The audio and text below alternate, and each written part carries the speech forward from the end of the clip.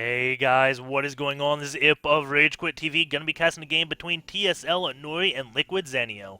It is a ZVP on Tal'Darim altar, and please let me know in the comments below about the quality of this cast. I had to redo every single setting imaginable, so I have no clue how this is gonna turn out. But if you could help me, that would be great. I'll let you guys know what happened at the end of the cast. It may be humorous for you. It was very frustrating for me. Anyways, let's get into the game. It is a PVZ on Tal'Darim altar, which means the Protoss generally going to do what he can to deny this natural base. We'll definitely go out for a 9 pylon scout because denying the natural on Tal'Darim altar is so big. The Zerg can't really easily just take a third base. They could try to take this, but it kind of does set them up for timings. A lot of Zergs will just, no matter what, take their natural first. So if you can delay this for a long time, well, you can just get ahead. And we do have the probe going to be making his way. We'll scout Zenio first, and we'll go back, build a pylon, and who knows, maybe he'll take a note from In Control and build a cannon there, because Zergs can't really cost-effectively deal with a cannon early on. Yeah, they can pull drones, but those drones lose mining time, and it's still a win if you just cancel the cannon. So we'll see exactly what Inori does. He will hopefully deny that natural from being taken and just set Zenio behind. And Inori is also known as a 2-base Protoss player, so setting that natural will be pretty big. And there's no shame in that. We do have a 15 pool by Zenio.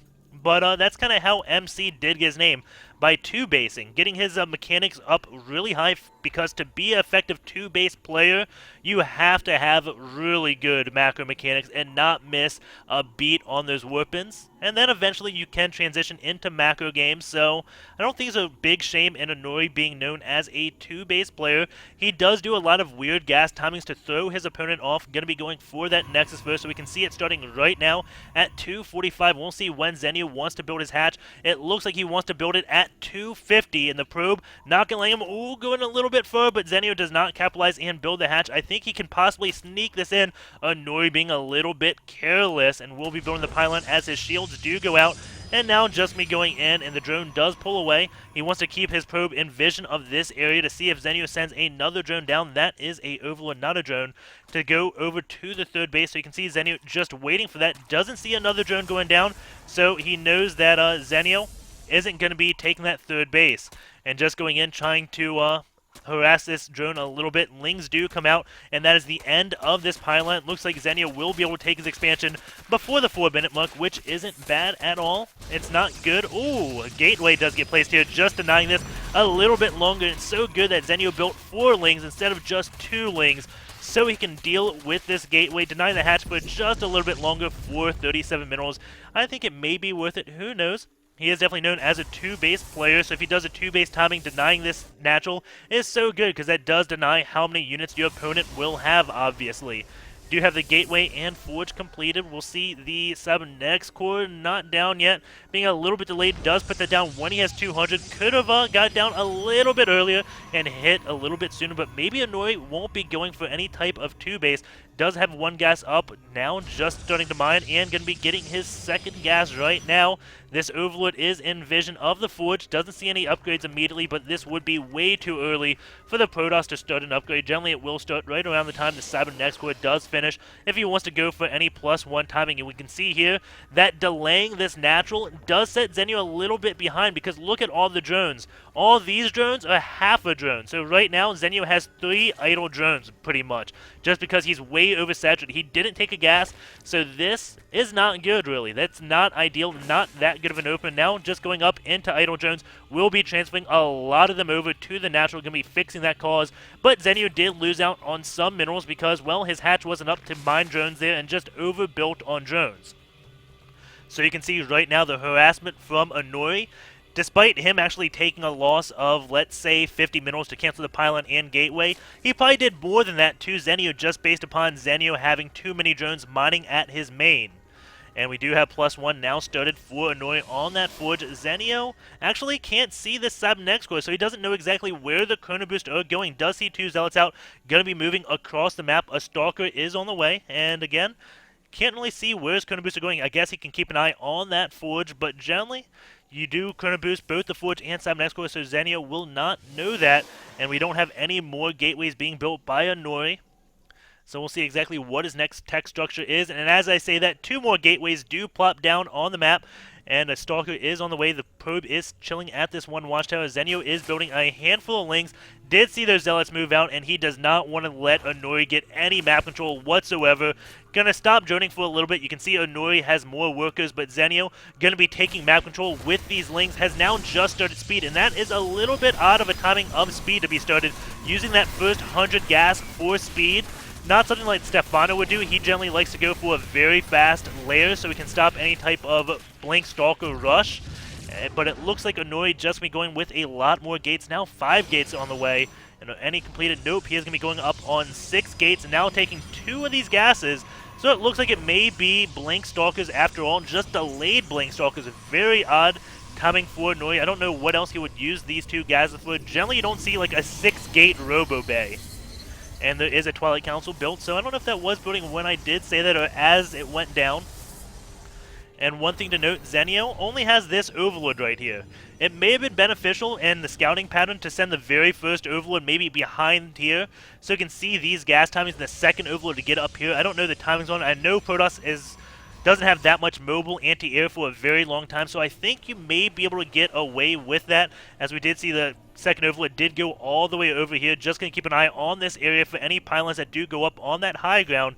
Zenio doesn't really care for scouting, going to sacrifice his scouting of his opponent's build to just place overlords around the map and see any forward pylons. We can go to Zenio's vision right now, and it's pretty good. And that may be a good thing against Inori, because as I did say, he has a lot of weird gas timing. So even though you scout Inori, you can be like, okay, those gases are early. You can't really say exactly what Inori is doing, just because he doesn't really play standard with all his gas timings. Those are definitely his signature.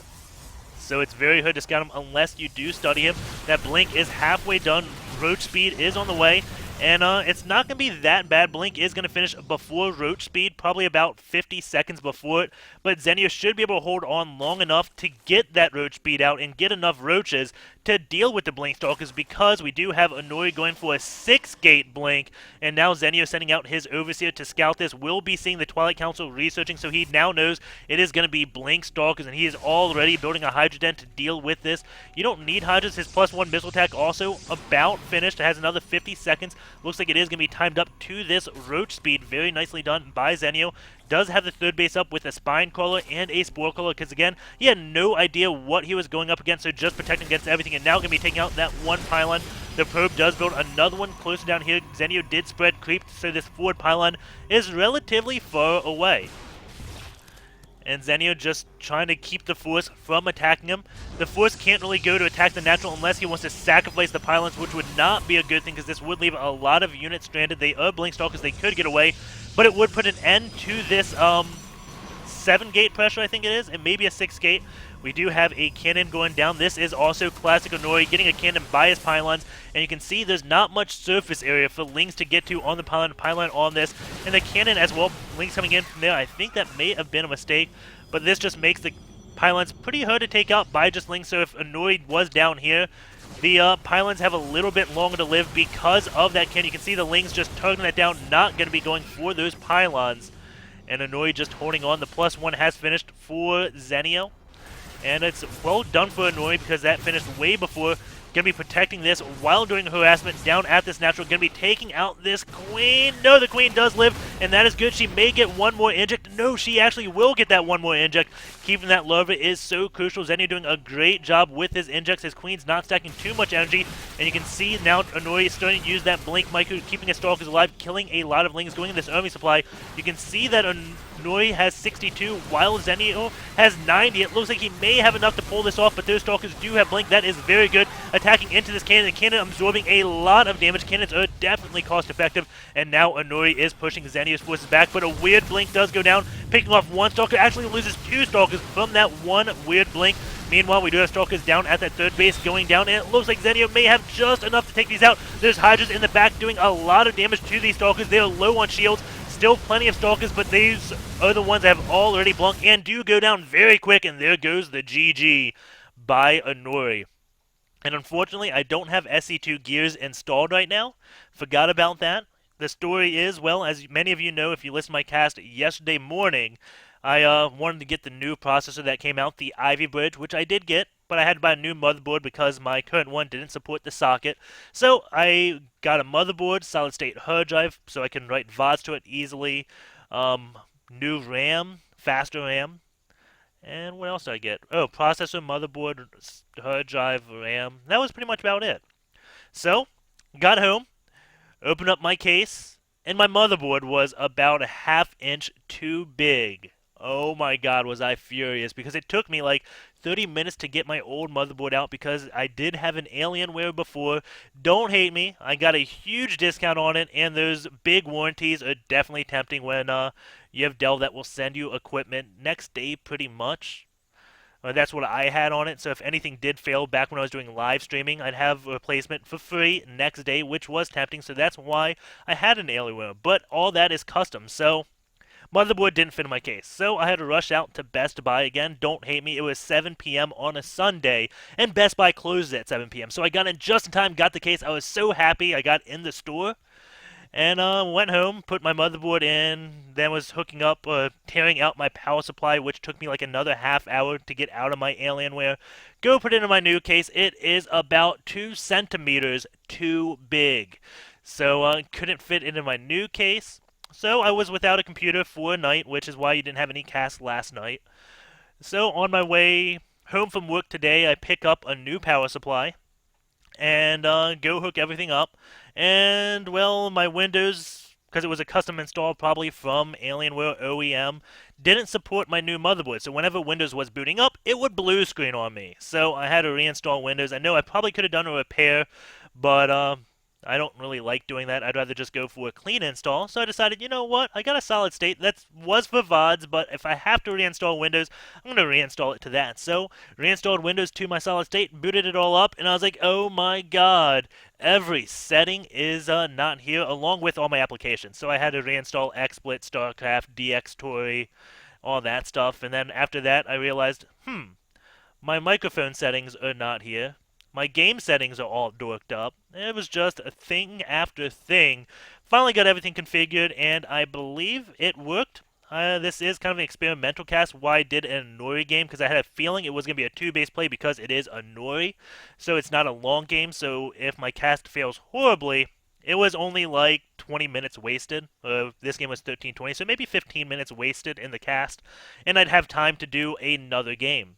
So we'll see how this does upload. I hope it's good. I did some testing. It looks good on my hard drive, but then when you upload it to YouTube, it does magical encoding, and I don't know how YouTube is going to change my file around. Hopefully it's good, and hopefully the cast is enjoyable. Hopefully my mic isn't too loud, too low. Hopefully my game sound doesn't trump whatever, you know, the thing. So leave me a comment, and yeah, I look forward to more cast. Probably next weekend. I'll be tweaking settings throughout this week unless everyone says it's perfect, which would be awesome. Then I could just focus on casting. But yeah, this week is mainly going to be me getting everything back up to speed, reinstalling SE2 gears, doing all the configuration SE2 gears so it works for me. And yeah, that's about it. I will put all of my PC stuff in the description if you want to take a look at my PC. Peace out, and I will see you guys tomorrow.